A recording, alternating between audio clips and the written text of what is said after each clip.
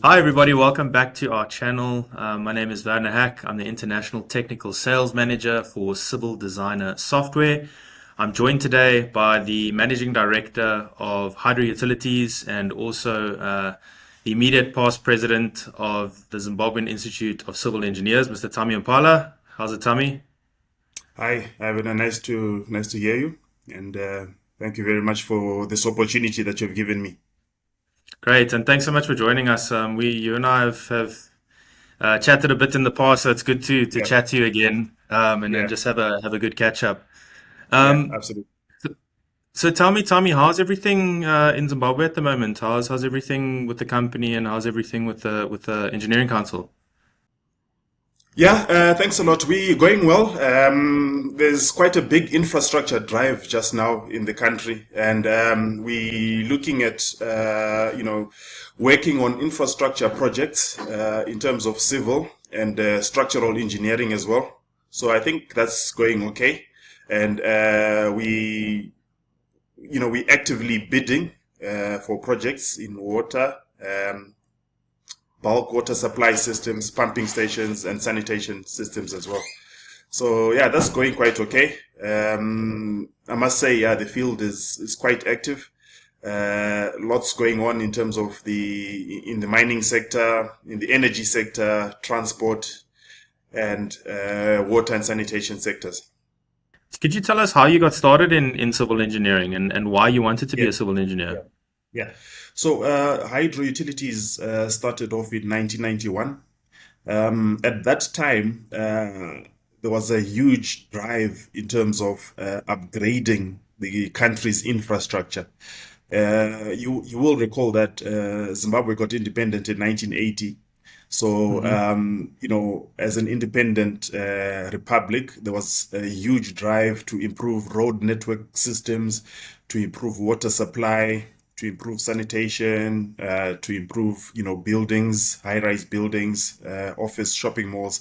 So there was a huge demand for competent engineers at that time, and hydro utilities got into that space and offered civil and structural engineering services, in the engineering infrastructure space, way back in 1991.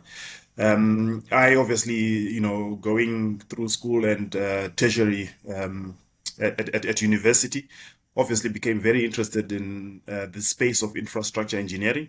I mean, you look at the Kariba Dam, that in Hmm. itself is an engineering feat in Zimbabwe. So, I mean, as a young engineer, you you marvel at such engineering, structures like that.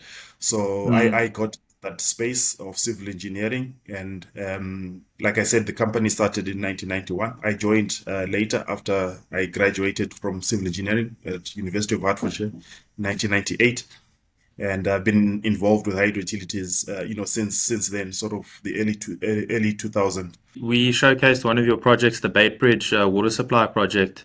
It's a really important project and a really Yeah, massive project.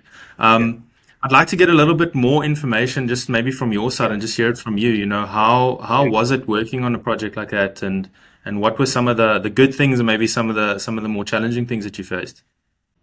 Yeah, very good project, an exciting project that Hydro Utilities worked on from start to finish. So this was actually a project that was coined between both countries, South Africa and Zimbabwe. So they formed a joint, project vehicle, called Zim Borders. So the Zim Borders Consortium were looking to improve the Beitbridge border post facility. Prior to that, there were a lot of bottlenecks. There were a lot of problems within that, the border town, in terms of traffic, going through the border post. In terms of infrastructure, it was hugely dilapidated at that time. So this consortium came up with an idea of modernizing the border post and increasing traffic, through both countries at that time. But in order to do that, it was necessary to look at the water supply. because it is a growing border town. There's lots of traffic, there's transit traffic, both vehicles, both human traffic in a lot of activities happening in that. So it was prudent to look at augmenting the water supply.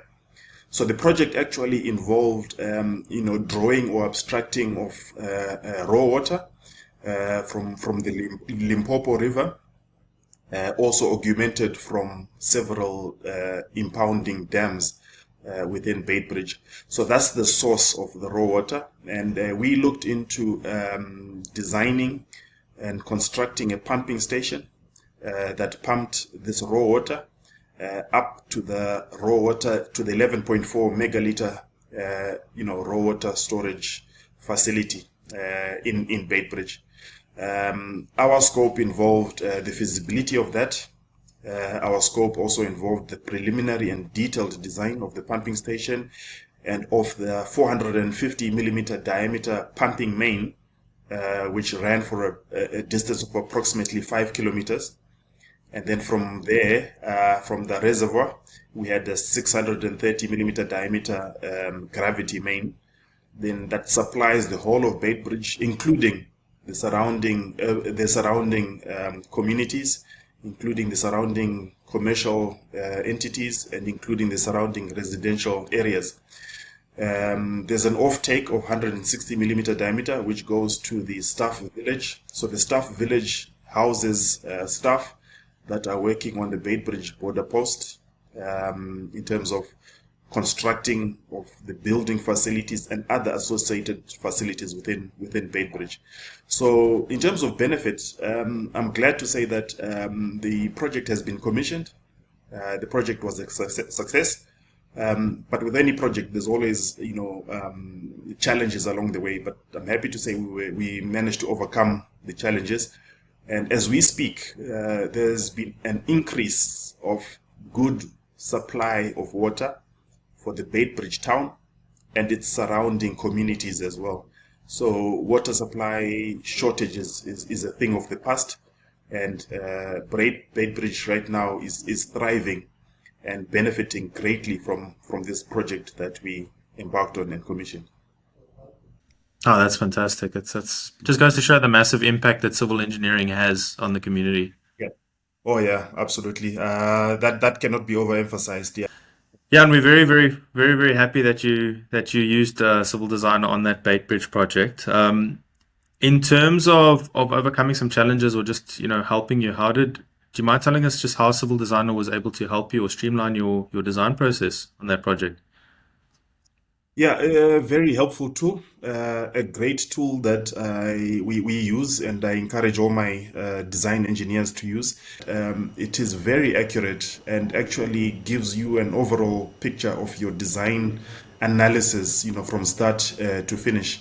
Where there are human errors in terms of input of data in our Excel or manual calculations, we found that Civil Designer was able to highlight, areas where it didn't look quite okay, in terms of our design. If you run the model and there are various losses in certain sections, Civil Designer is able to pick that up and is able to also give you accurate sort of, losses or other design parameters, that we can quickly check up with. Looking further, so from some Southern Africa up the way through to, say, Sub-Saharan Africa, are there any sort of innovative measures or expertise and solutions that you've seen that can really aid the development of not just Southern Africa, but Sub-Saharan Africa? Yeah, I mean, we now need to think along the lines of being modern. We now need to think along the lines of modernization, innovative technologies. I mean, you look at water, there's so many technologies now. You look at sanitation, there are a lot of sanitation technologies that are being muted, that are out there, that are working well. So what I can say is, as Africa, we now need to embrace technology. We need to embrace modernization, innovative solutions, so that at least we have robust engineering solutions, for the country. I talk of also efficiency. and green energy. There's a lot of Mhm. talk of renewables. There's a lot of talk of green technologies, and I think that's a way that engineers now need to embrace and look into ways of complementing what they know and what the traditional design methods are, but embracing new technologies, innovative solutions, so that whatever we design, whatever we construct is what we call future proof. So your infrastructure needs to be future proof. We need to guard and design against climate change, and various other feats or aspects that could have an impact on civil and structural engineering design. So one of the best ways to do that is to embrace technology, use relevant software that could help us, and come up with solutions that not only cater for now, but come up with solutions that also cater and accommodate the future. Mm. No, most definitely. And I know you spoke about collaboration earlier as well. And I think that's where, things like BIM workflow are also going to be very Yeah, important in the future, and allowing absolutely. people to use the most efficient, tool, whatever that may be, for the part of the project that they want to do. And that's also going to Absolutely. play a massive part in efficiency in the future. Yeah, absolutely. 100%. We need to look into things like that. Yeah. Like I mentioned, the only way to do that is by collaborating very well with all the engineering disciplines. We have mechanical engineers, we have electrical, the building services, space. If we collaborate well and use well software, collaborating software tools, I believe that's the right way to go. And then we cut on project time overruns and budget overruns simply by us working efficiently and using the right collaborative tools. Yeah, well, Tommy, thank you so much for the time. We really appreciate the insights, and and everything from just the project, but then also just in the whole of the region. We look forward to continue collaborating with you in the future Yeah. on many more projects like this. And yeah, we hope to chat to you soon again. Thank you very much. Thanks.